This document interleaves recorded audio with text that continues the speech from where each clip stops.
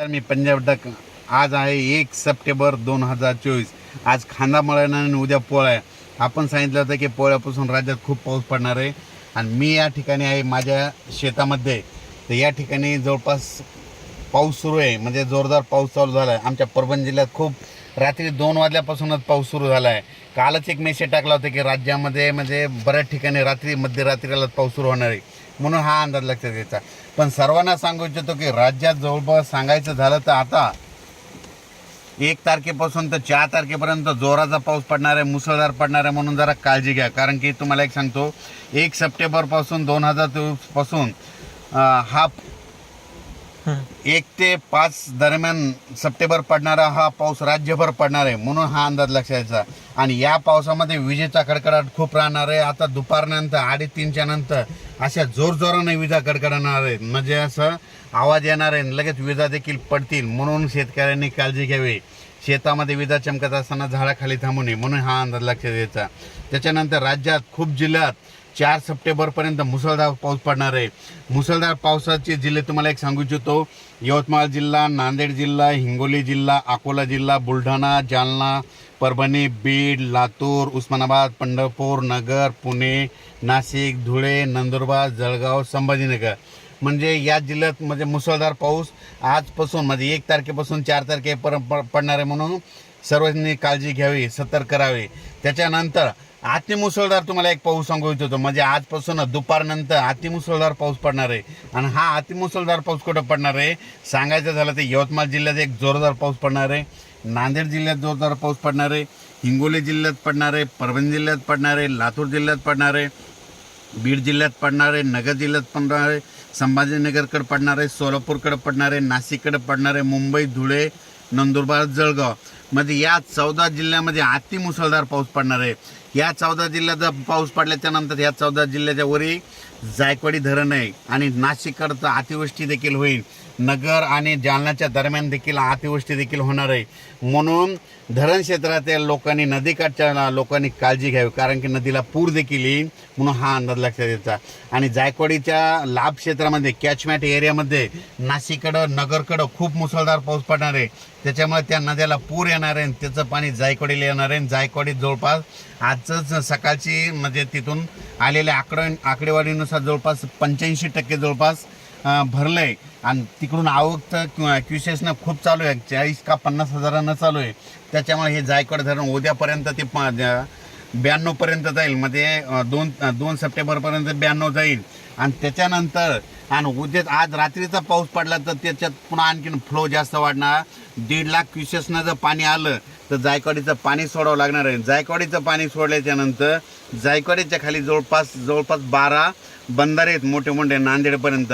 ते बंधारे सगळे कोरडे येतं, ते देखील हे पाणी सोडल्यामुळे हे भरून जाते ना. सगळ्या परभणी जिल्हा असो, नांदेड जिल्हा असो, जालना जिल्ह्यातल्या शेतकऱ्याला या पाण्याचा फायदा होणार आहे. म्हणून ही खास करून शेतकऱ्याची आनंदाची बातमी देखील आहे.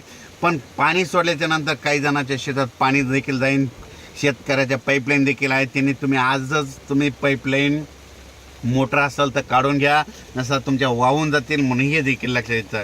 राज्यात हा पाऊस, राज्यातली परिस्थिती बघितली तर समजा राज्यात देशात बघायचे तर हा पाऊस तेलंगणात खूप पडणार आहे, आंध्रात खूप पडणार आहे, सगळ्यात जास्त मराठवाड्यात पडणार आहे, उत्तर महाराष्ट्रात पडणार आहे, मध्य प्रदेशला पडणार आहे, गुजरातला पडणार आहे, राजस्थान, उत्तर प्रदेश, आंध्र प्रदेश पडणार आहे. आणि तुम्हाला एक सांगू इच्छितो, हे जायकवाडी धरण आहे, हे जवळपास 85% भरलं आहे आणि त्याच्या कॅचमेंट एरियात बी पाऊस पडणार आहे. त्याच्यानंतर मांजरा धरण आहे, मांजरा धरणाचे कॅचमेंट एरिया म्हणजे लाभ क्षेत्रामध्ये तिकडं उस्मानाबाद तिकडल्या भागात खूप पाऊस पडणार आहे. त्याच्यामुळे नदीला पूर येणार आहे. मांजरा त्याचं पाणी त्या धरणाऱ्याला आहे.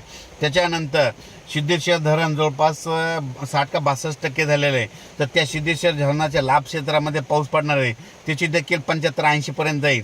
त्याच्यानंतर येलदर धरण 40-42% आहे. येलदर बुलढाण्याकडं, अकोल्याकडं तिकडे पाऊस पडणार आहे. त्याच्यामुळे लाभ क्षेत्रात पाऊस पडल्यामुळं येलदरी धरणाला देखील पाणी येणार आहे, म्हणून ही त्यांच्यासाठी आनंदाची बात आहे. त्याच्यानंतर आमच्या परभणी जिल्ह्यामध्ये दुधना धरण आहे. या दुधना धरणाच्या मध्ये जालन्याकडे मुसळधार पाऊस पडणार आहे, त्याच्यामुळे त्या दुधना नदीला पूर येणार आहे आणि त्याचं पाणी आमच्या दुधनाला येणार आहे. म्हणून हे आमच्या परभणी जिल्ह्यातल्या सेलू तालुक्यातल्या आणि परभणी पूर्ण ह्या भागातल्या शेतकऱ्यासाठी ही पण आनंदाची बातमी, म्हणून हे देखील लक्षात घ्यायचं. तर सर्वांना सांगू इच्छितो की ह्या 5 दिवसामध्ये जोराचा पाऊस पडणार आहे, ओढे नाले वाहणारा पाऊस पडणार आहे. म्हणून तुम्ही तुमची स्वतःची काळजी घ्यावी. विजा चमकत असताना झाडाखाली थांबवू नका, आपली जनावरांकडे झाडाच्या खाली बांधू नका, कारण की ह्या 5 दिवसामध्ये म्हणजे जोराचा पाऊस पडणार आहे. आज तुम्ही बघा दुपारी 2:30-3च्या नंतर आणि आज रात्री मध्यरात्री म्हणजे 1 तारखेला मध्यरात्री खूप मोठा पाऊस येणार आहे. 2ला देखील जास्त पाऊस पडणार आहे, 3ला पडणार आहे, 4ला पडणार आहे, म्हणजे 5 तारखेपर्यंत पाऊस पडणार आहे. म्हणून हा अंदाज लक्षात घ्यायचा.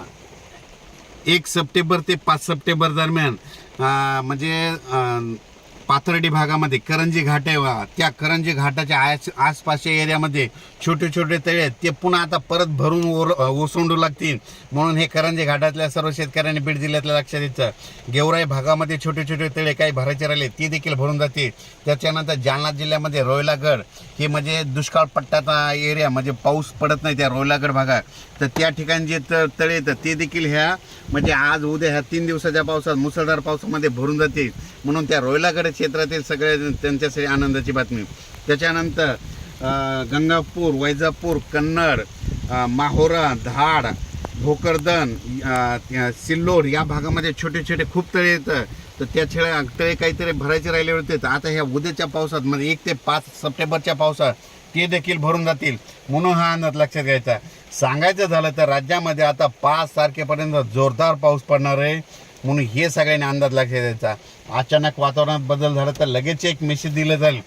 पण सर्वांना एक विनंती की विजा चमकत असताना आणि त्याच्यानंतर झाडाखाली थांबू नका. आता नदीला पूर येणार आहे, पूर आल्याच्या नंतर आगोरी द्या